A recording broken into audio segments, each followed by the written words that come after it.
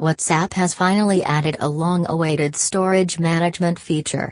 The new storage management tool lets users delete files en masse with the tap of a button and the ability to keep what is needed.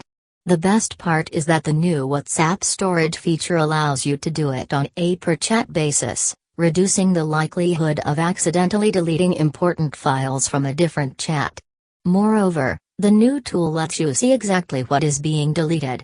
The existing storage usage option lets you delete categories, photos, videos, texts, without giving the user a preview of the files that are being deleted. The new WhatsApp storage management feature comes as a blessing for users who are part of multiple groups and receive endless useless content that eventually takes up a lot of storage space. It is quite common for the same video to show up at numerous locations, with each instance gnawing up precious memory. WhatsApp now lets you find videos that have been forwarded multiple times and delete them all in one go. This can also be done on a per-chat basis. While this is heaps better than manually deleting files, it is recommended to save any essential media beforehand. The following video demonstrates how the feature works.